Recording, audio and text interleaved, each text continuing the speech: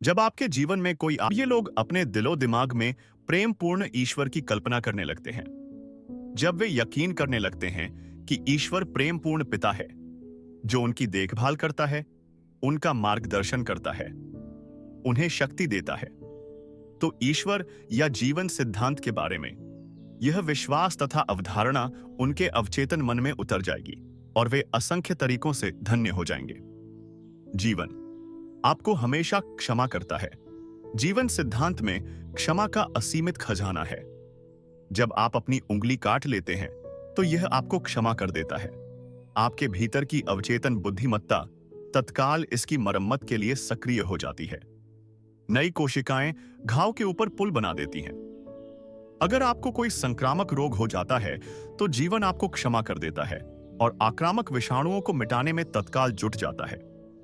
अगर आप अपना हाथ जला लेते हैं तो जीवन सिद्धांत फफोलों और जलन को कम करता है तथा आपको नई त्वचा, ऊतक और कोशिकाएं देता है। जीवन आपके खिलाफ से कोई बैर नहीं रखता है। यह हमेशा आपको क्षमा करता रहता है। जीवन आपको सेहत, स्फूर्ति, सद्भाव और शांति देता रहता है, बशर्ते आप प्रकृति के साथ सामंजस्य में सोचकर सहयोग करें। नकारात्मक, आहत करने वाली यादें, कटुता और दुर्भावना आपके भीतर के जीवन सिद्धांत के मुक्त प्रवाह को रोक देती हैं। उसने अपराध बोध से मुक्ति कैसे पाई?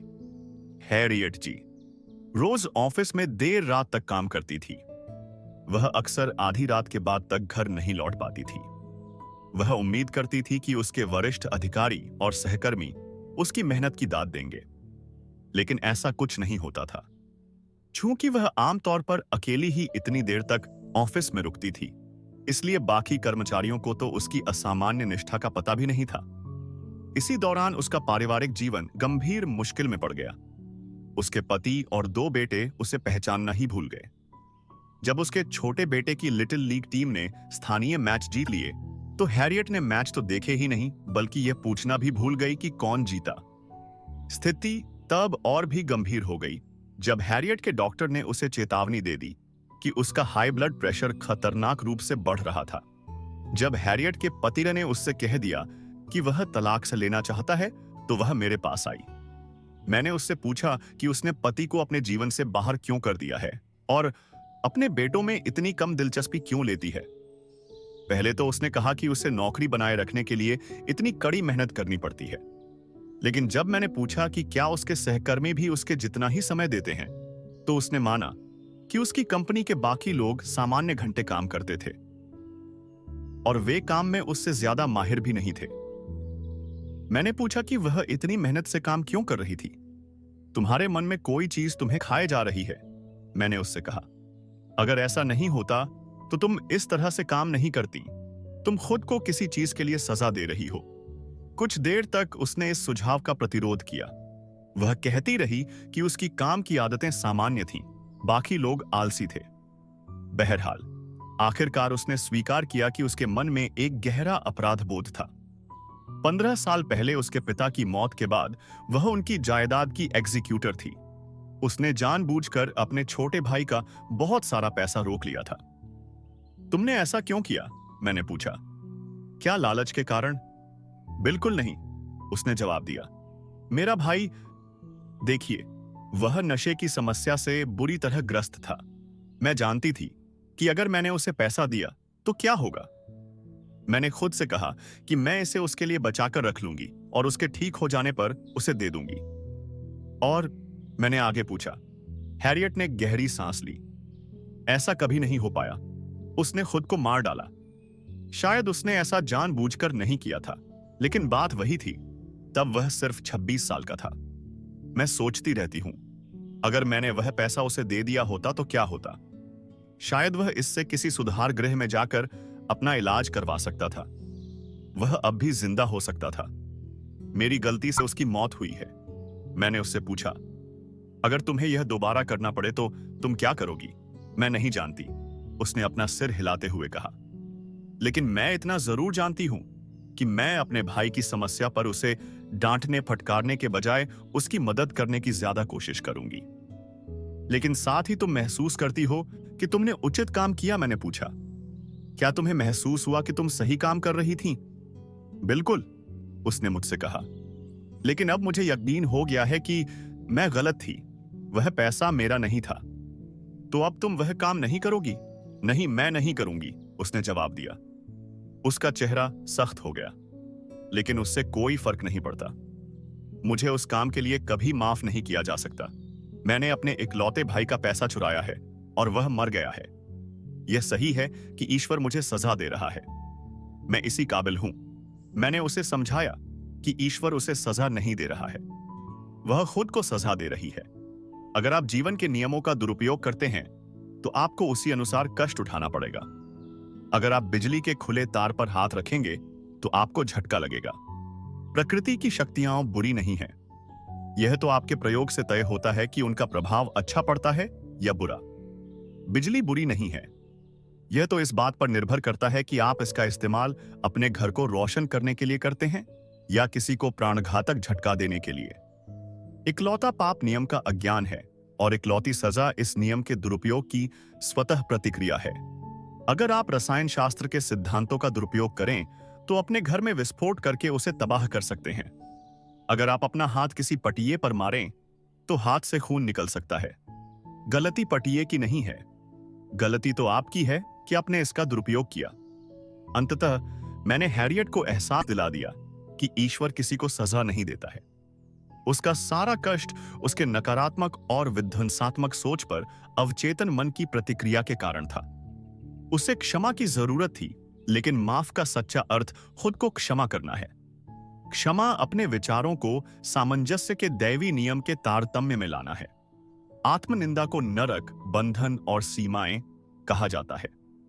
क्षमा को स्वर्ग, सामंजस्य और शांति कहा जाता है। अपराध बोध और आत्मनिंदा का बोझ उसके दिमाग से उतर गया और वह पूरी तरह ठीक हो गई। अगली बार जब उसने जांच करवाई तो उसका ब्लड प्रेशर सामान्य निकला। स्पष्टीकरण ही इलाज था। एक हत्यारे ने खुद को माफ करना सीखा। आर्थर ओस ने कई साल पहले यूरोप में एक आदमी की हत्या कर दी थी। जब वह मेरे पास आया तो बहुत मानसिक कष्ट और यातना से गुजर रहा था। उसे यकीन था कि ईश्वर उसके भयंकर काम की सजा देगा। मैंने उससे पूछा कि क्या हुआ था। उसने बताया कि जिस आदमी की उसने हत्या की थी उसका उसकी पत्नी के साथ प्रेम संबंध चल रहा है। एक दिन जब वह शिकार से लौटा तो उसने उन दोनों को अप्रत्याशित रूप से रंगे हाथों पकड़ लिया और क्रोध के उन्माद में उसने उस आदमी को गोली मार दी। कानून ने उसके इस काम को बहुत सख्ती से नहीं देखा और उसे सिर्फ कुछ मई गौन होड मुगी। वह अपनी आलोचक से द्वेष करने लगी और स्कूल में उससे दूर दूर रहने लगी। जब मैंने रैमोना से सवाल किया तो उसने अंततः स्वीकार किया कि आलोचना दरअसल सही थी। उसे वयस्क श्रोताओं के सामने बोलने का कोई अनुभव नहीं था। वह भाषण देने से पहले घबरा रही थी और बाद में वह खुश थी कि उसने यह काम कर दिखाया था। यही कारण था कि वह अपनी साथी टीचर की आलोचना से इतनी आहत हुई थी। यह तो ऐसा था जैसे किसी नन्हे बच्चे को इस बात पर डांटा जा रहा हो कि वह ज्यादा तेज नहीं दौड़ा, जबकि उसके लिए सिर्फ चलना ही अद्भुत काम था। हमारी बातचीत के बाद रैमोना ने पाया कि उसकी पहली प्रतिक्रिया बचकानी थी। वह सहमत हुई कि आलोचना भरी चिट्ठी सचमुच एक वरदान थी और उसे इन सुधारों की सचमुच जरूरत थी। उसने भाषण कला को निखारने के लिए पास के एक कॉलेज में पब्लिक स्पीकिंग कोर्स करने का फैसला किया। इस बीच उसने चिट्ठी लिखने वाली टीचर को उसकी दिलचस्पी और जानकारी के लिए धन्यवाद दिया। करुण कैसे बने? क्या होता अगर रैमोना को मिली चिट्ठी पूरी तरह गलत होती? क्या होता अगर उसके पास यह सोचने का अच्छा कारण होता कि उसके भाषण की यह आलोचना बिल्कुल गलत है? उस मामले में रैमोना को यह एहसास होता कि उसके भाषण के शब्दों या अंदाज में ऐसा कुछ था जिससे उस चिट्ठी लिखने वाली के पूर्वाग्रहों, अंधविश्वासों या संकीर्ण विश्वासों को झटका लगा होगा। समस्या उसके साथ नहीं बल्कि लेखिका के साथ होती। इसे समझना करुणा की दिशा में पहला अनिवार्य कदम उठाना है। अगला तार्किक कदम सामने वाले की शांति, सद्भाव और समझ के लिए प्रार्थना करना है। जब आप जानते हैं कि आप अपने विचारों, प्रतिक्रियाओं और भावनाओं के मालिक हैं, तो आप आहत नहीं हो सकते। भावनाएं विचारों का अनुसरण करती हैं और आप में उन सभी विचारों को अस्वीकृत करने की शक्ति है जो आपको विचलित या परेशान कर सकते हैं। विवाह की वेदी पर अकेली। कुछ साल पहले मैं एक पास वाले चर्च में शादी कराने गया। दूल्हा बनने वाला युवक काफी समय बीतने के बाद भी नहीं आया। होने वाली दुल्हन ने 2 घंटे बाद कुछ आंसू बहाए। फिर उसने मुझसे कहा, मैंने दैवी मार्गदर्शन के लिए प्रार्थना की थी। युवक का न आना शायद मेरी प्रार्थना का जवाब है, क्योंकि ईश्वर कभी गलत मार्गदर्शन नहीं देता है। उसकी प्रतिक्रिया ईश्वर और सभी अच्छी चीजों में अपनी आस्था को दोबारा व्यक्त करना था। उसके दिल में कोई कटुता नहीं थी, क्योंकि जैसा उसने कहा, हालांकि मैं इस विवाह के लिए बेताब थी, लेकिन मुझे लगता है कि यह विवाह सही कर्म नहीं होता, क्योंकि मेरी प्रार्थना सही कर्म के लिए थी। सिर्फ मेरे लिए नहीं, बल्कि हम दोनों के लिए। यह युवती एक ऐसे अनुभव से आसानी से बाहर निकल आई जिस पर कोई और व्यक्ति भावनात्मक हंगामा मचा देता। अपनी अवचेतन गहराइयों में मौजूद असीमित बुद्धिमत्ता के अनुकूल बने। इसके जवाब पर बिना किसी शंका के उसी तरह भरोसा करें जिस तरह आपको बचपन में माता पिता पर था। यही संतुलन और मानसिक तथा भावनात्मक सेहत की राह है। विवाह करना गलत है, सेक्स बुरा है और मैं बुरी हूं। एक युवती मेरा भाषण सुनने के बाद मेरे पास आई। उसने बताया कि उसका नाम कैरोल था। मुझे उसकी पोशाक अजीब लगी। वह बहुत सादी काली पोशाक और काले मोजे पहने थी। उसका चेहरा पीला और रूखा था। उस पर लिपस्टिक या कोई मेकअप नहीं था। उसका अंदाज भी सकुचाया हुआ लेकिन थोड़ा सतर्क था, जैसे उसे लग रहा हो कि उसके आसपास के लोग अचानक गलत व्यवहार करने लगेंगे। जल्दी ही कैरोल मुझे अपने लालन पालन के बारे में बताने लगी। उसे उसकी मां ने पाला था, जिसने उसे यकीन दिला दिया था कि नाचना, ताश खेलना, तैरना या पुरुषों के साथ घूमना फिरना पाप है। उसकी मां के अनुसार सभी मर्द बुरे होते हैं और सेक्स पाप है, जिसे शैतान प्रेरित करता है। अगर वह इन दैवी आदेशों का उल्लंघन करेगी, अगर वह इनका अक्षरशः पालन नहीं करेगी, तो वह अनंत काल तक नरक की आग में जलती रहेगी। जब कैरोल अपने ऑफिस के युवकों के साथ घूमने जाती थी, तो उसे गहरा अपराध बोध होता था। उसे लगता था कि ईश्वर उसे सजा देंगे। उसे एक युवक थोड़ा पसंद था, जिसने उसके सामने विवाह का प्रस्ताव रखा, लेकिन उसने ठुकरा दिया। जैसा उसने मुझसे कहा, विवाह करना गलत है, सेक्स बुरा है और मैं बुरी हूं। यह वह नहीं, उसकी मां की कंडीशनिंग बोल रही थी।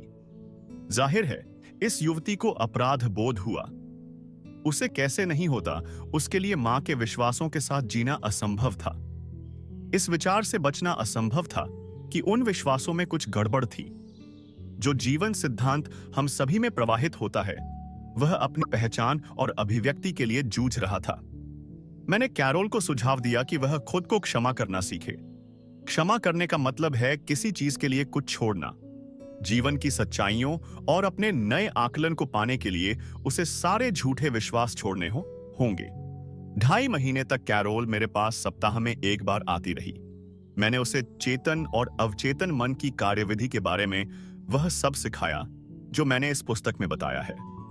जब वह धीरे धीरे यह समझ गई कि अज्ञानी, अंधविश्वासी, कट्टर और कुंठित मां ने उसे गलत विचार दिए हैं, सम्मोहित किया है और कंडीशन किया है, तो वह अद्भुत जीवन जीने लगी। मेरे सुझाव पर कैरोल अधिक आकर्षक कपड़े पहनने लगी। अपने हुलिये में आमूल चूल परिवर्तन करने के लिए वह एक फैशनेबल स्टोर के कॉस्मेटिक्स सेक्शन में गई। उसने नाचना और कार चलाना सीखा। उसने तैरना, ताश खेलना और युवकों के साथ बातचीत करना सीखा। वह अपने परिवार से पूरी तरह अलग हो गई और जीवन को प्रेम करने तथा महत्व देने लगी। अपनी आंतरिक प्रकृति को जानने के बाद कैरोल आदर्श जीवन साथी के लिए प्रार्थना करने लगी। वह यह दावा करने लगी कि असीमित बुद्धिमत्ता उसकी ओर ऐसे व्यक्ति को आकर्षित करेगी जो पूरी तरह उसके साथ सामंजस्य में होगा। एक शाम जब वह मेरे ऑफिस से निकल रही थी, तो एक व्यक्ति मुझसे मिलने का इंतजार कर रहा था। मैंने उन दोनों का परिचय करा दिया। 6 महीने बाद उन दोनों ने शादी कर ली। वे अब भी शादीशुदा हैं और एक दूसरे के साथ बहुत खुश हैं। क्षमा उपचार के लिए आवश्यक है, और अगर तुम्हारे मन में किसी के खिलाफ कुछ है तो तुम खड़े होकर प्रार्थना करो। क्षमा करो दूसरों को। क्षमा करना मानसिक शांति और अच्छी सेहत के लिए अनिवार्य है। अगर आप अच्छी सेहत और खुशी चाहते हैं, तो आपको हर उस व्यक्ति को क्षमा करना चाहिए जिसने आपको चोट पहुंचाई है। अपने विचारों को दैवी नियमों और व्यवस्था के सामंजस्य में लाकर खुद को क्षमा करें। आप खुद को तब तक पूरी तरह क्षमा नहीं कर सकते जब तक कि दूसरों को क्षमा न कर दें। खुद को क्षमा न करना सिर्फ आध्यात्मिक अहंकार या अज्ञान है। आज की मनोदैहिक चिकित्सा में इस बात पर लगातार जोर दिया जा रहा है कि द्वेष, दूसरों की आलोचना, पश्चाताप और शत्रुता कई रोगों के कारण हैं, जिनमें आर्थराइटिस से लेकर हृदय रोग तक शामिल हैं। इन नकारात्मक भावनाओं से उत्पन्न तनाव सीधे शरीर के प्रतिरोधक तंत्र को पर प्रभावित करता है, जिससे आप संक्रमण और रोग का शिकार हो जाते हैं। तनाव संबंधी विकारों के विशेषज्ञ बताते हैं कि दुर्व्यवहार के शिकार, धोखा खा चुके या आहत करने वाले का नाम सोचें को क्षमा करता हूं। मैं उसे मानसिक और आध्यात्मिक रूप से मुक्त करता हूं। मैं उसे इस मुद्दे से संबंधित हर चीज के लिए पूरी तरह से माफ करता हूं। मैं मुक्त हूं और वह मुक्त है। यह अद्भुत भावना है। मेरे लिए यह आम क्षमादान का दिन है। मैं हर उस व्यक्ति को मुक्त करता हूं जिसने मुझे कभी आहत किया है, और मैं हर एक के लिए सेहत, खुशी, शांति तथा जीवन की सभी नियामतों की कामना करता हूं। मैं यह काम मुक्तता, खुशी और प्रेम से करता हूं। जब भी मेरे मन में अपने को आहत करने वालों के बारे में विचार आता है, तो मैं कहता हूं, मैंने तुम्हें मुक्त कर दिया है और जीवन की सभी नियामतें तुम्हें मिलें। मैं आजाद हूं और वे भी आजाद हैं। यह अद्भुत है। सच्ची क्षमा का महान रहस्य यह है कि जब आप एक बार व्यक्ति को क्षमा कर दें, तो प्रार्थना को दोहराना अनावश्यक है। जब भी वह व्यक्ति आपके मन में आए या वह खास चोट आपके दिमाग में उभरे, तो उसके प्रति अच्छे विचार व्यक्त करें और कहें, तुम्हें शांति मिले। जितनी बार विचार मन में आए, उतनी ही बार यह काम करें। आप पाएंगे कि कुछ दिनों के बाद उस व्यक्ति या अनुभव का विचार कम बार आएगा और फिर गुमनामी में खो जाएगा। क्षमा का एसिड टेस्ट। सुनार। यह जांच करने के लिए एसिड टेस्ट का प्रयोग करते हैं कि सोना असली है या नकली। क्षमा के लिए भी एक एसिड टेस्ट है। मान लीजिए कि मैं आपको किसी के बारे में कोई बहुत अच्छी खबर सुनाने जा रहा हूं, जिसने आपको छूना लगाया है, धोखा दिया है या छल किया है। अगर आप उस व्यक्ति के बारे में अच्छी खबर सुनकर कुढ़ जाते हैं, तो यह जान लें कि नफरत की जड़ें अब भी आपके अवचेतन मन में हैं और नुकसान पहुंचा रही हैं। मान लें कि पिछले साल आपका बहुत दुखने वाला दांत निकाला गया था और आप मुझे इसके बारे में इस समय बताते हैं। अगर मैं पूछता हूं कि क्या इस समय दर्द हो रहा है, तो आप मुझे हैरानी से देखकर कहते हैं, जाहिर है नहीं, मुझे दर्द याद है, लेकिन अब मुझे यह महसूस नहीं होता है। यही पूरी कहानी है। अगर आपने सचमुच किसी को क्षमा कर दिया है, तो आपको घटना तो याद होगी, लेकिन आपको अब उसकी चोट या डंक महसूस नहीं होगा। यह क्षमा का एसिड टेस्ट है। आपको इसे मनोवैज्ञानिक और आध्यात्मिक तरीके से करना होगा, वरना आप खुद को धोखा दे रहे हैं। आप क्षमा की सच्ची कला का अभ्यास नहीं कर रहे हैं। सबको समझना, सबको क्षमा करना है। जब आप अपने मस्तिष्क के रचनात्मक नियम को समझ लेते हैं, तो आप दूसरे लोगों और परिस्थितियों को दोष देना बंद कर देते हैं कि वे आपके जीवन को बना या बिगाड़ रही हैं। आपको एहसास हो जाता है कि आपके खुद के विचार और भावनाएं ही आपकी किस्मत बनाते हैं। इससे भी बढ़कर आप जान जाते हैं कि बाहरी चीजें कारण नहीं हैं। वे आपके जीवन तथा अनुभवों के कारण या निर्माता नहीं हैं। यह सोचना गलत है कि दूसरे आपकी खुशी में बाधा डाल सकते हैं, कि आप बेरहम किस्मत की फुटबॉल हैं, कि आपको जीने के लिए दूसरों का विरोध करना पड़ेगा और उनसे लड़ना पड़ेगा। ये सभी विचार अपनी विध्वंसात्मक प्रकृति को प्रकट कर देते हैं। जब आप यह समझ लेते हैं कि विचार ही वस्तु है, यह सिद्धांत बाइबल में स्पष्टता से बताया गया है। जैसा व्यक्ति अपने दिल में सोचता है, वैसा ही वह होता है। दक्षमा में सहायक बिंदुओं का सारांश। 1. ईश्वर या जीवन व्यक्तियों में भेद नहीं करता है। जीवन किसी के साथ भेदभाव नहीं करता है। जब आप सद्भाव, सेहत, खुशी और शांति के सिद्धांतों का पालन करने लगते हैं, तो जीवन या ईश्वर आपके पक्ष में काम करने लगता है।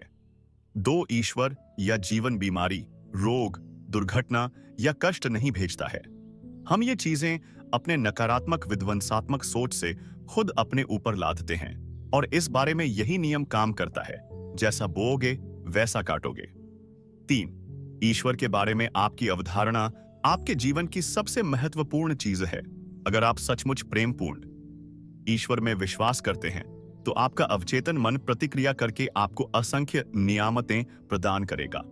प्रेमपूर्ण ईश्वर में यकीन करें। 4, जीवन या ईश्वर आपके खिलाफ कोई बैर नहीं रखता है। जीवन कभी आपकी निंदा नहीं करता है। अगर आपके हाथ में घाव हो जाता है तो जीवन उसे ठीक कर देता है। अगर आप अपनी उंगली जला लेते हैं तो जीवन आपको क्षमा करता है, घाव को भरता है, फफोलों को मिटाता है और उस हिस्से को पूर्ण बना देता है।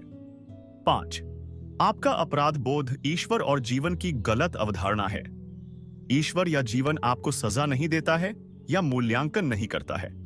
आप खुद अपने झूठे विश्वासों, नकारात्मक चिंतन और आत्मनिंदा के अवचेतन प्रभावों द्वारा अपने साथ ऐसा करते हैं। 6, ईश्वर या जीवन आपको सजा नहीं देता है या निंदा नहीं करता है। प्रकृति की शक्तियां बुरी नहीं हैं। उनका प्रभाव तो इस बात पर निर्भर करता है कि आप अपने भीतर की शक्ति का कैसा प्रयोग करते हैं। आप बिजली का प्रयोग किसी को मारने या घर को रोशन करने के लिए कर सकते हैं। आप पानी का प्रयोग किसी बच्चे को डुबाने या उसकी प्यास बुझाने के लिए कर सकते हैं। अच्छाई और बुराई व्यक्ति के मस्तिष्क के विचार और उद्देश्य पर निर्भर करती हैं। 7, ईश्वर या जीवन कभी सजा नहीं देता है। लोग ईश्वर, जीवन और ब्रह्मांड की गलत अवधारणाओं के कारण खुद को सजा देते हैं। उनके विचार रचनात्मक होते हैं, इसलिए वे अपने दुख की रचना खुद कर लेते हैं। 8, अगर कोई आपकी आलोचना करे और आपके भीतर वे कमियां हों तो खुश होकर उसे धन्यवाद दें और उसकी टिप्पणियों की प्रशंसा करें। इससे आपको उस खास दोष को सुधारने का अवसर मिलता है। 9, आप आलोचना से आहत नहीं होते हैं क्योंकि आप जानते हैं कि आप अपने विचारों, प्रतिक्रियाओं और भावनाओं के स्वामी हैं। इससे आपको सामने वाले के लिए प्रार्थना करने और उसे दुआएं देने का अवसर मिलता है, जिसके द्वारा आप स्वयं को दुआ देते हैं। 10, जब आप मार्गदर्शन और सही कर्म के लिए प्रार्थना करें तो जो जवाब मिले उसे मान लें। एहसास करें कि यह अच्छा है, बहुत अच्छा है। फिर आत्मकरुणा, आलोचना या नफरत का कोई कारण नहीं है। 11, कोई भी चीज अच्छी या बुरी नहीं है, इंसान की सोच उसे ऐसा बना देती है। भोजन, सेक्स, दौलत या सच्ची अभिव्यक्ति की इच्छा में कोई बुराई नहीं है। यह इस पर निर्भर करता है कि आप इन इच्छाओं, आकांक्षाओं और हसरतों का प्रयोग कैसे करते हैं। आपकी भोजन की इच्छा किसी की जान लिए बिना ही पूरी हो सकती है। 12, द्वेष, नफरत, दुर्भावना और शत्रुता बहुत से रोगों का कारण होते हैं। प्रेम, जीवन, खुशी और सद्भावना सबके प्रति उड़ेलकर अपने को आहत करने वालों तथा खुद को क्षमा करें। ऐसा तब तक करते रहें जब तक कि आप उनसे अपने मन में न मिल लें और यह न जान लें कि आप उनके साथ शांति से हैं। 13, क्षमा करना किसी चीज के लिए कुछ देना है। प्रेम, शांति, खुशी, बुद्धि और जीवन की सारी नियामतें तब तक दूसरों को दें जब तक कि आपके दिमाग में कोई दंश न बचे। यह क्षमा का एसिड टेस्ट है। 14, अगर किसी ने आपको चोट पहुंचाई है, आपके बारे में झूठ बोला है, निंदा की है और आपकी बहुत बुराई की है, क्या उस व्यक्ति के बारे में आपका विचार नकारात्मक है? अगर ऐसा है तो आप उसे अभी तक क्षमा नहीं कर पाए हैं। नफरत की जड़ें अब भी आपके अवचेतन मन में हैं और आपको नुकसान पहुंचा रही हैं। उन जड़ों को उखाड़ने का एकमात्र तरीका प्रेम है। उस व्यक्ति के लिए जीवन की सभी नियामतों की कामना करें। यही 70 गुना 7 बार क्षमा करने का मतलब है। जब आप अवचेतन मन की शक्ति से क्षमा करना सीख लेते हैं तो यह न केवल आपके रिश्तों को सुधारता है बल्कि आपको एक अद्भुत आंतरिक शांति का अनुभव कराता है। तो क्या आप तैयार हैं अपने जीवन को सच्ची क्षमा और स्वतंत्रता से भरने के लिए?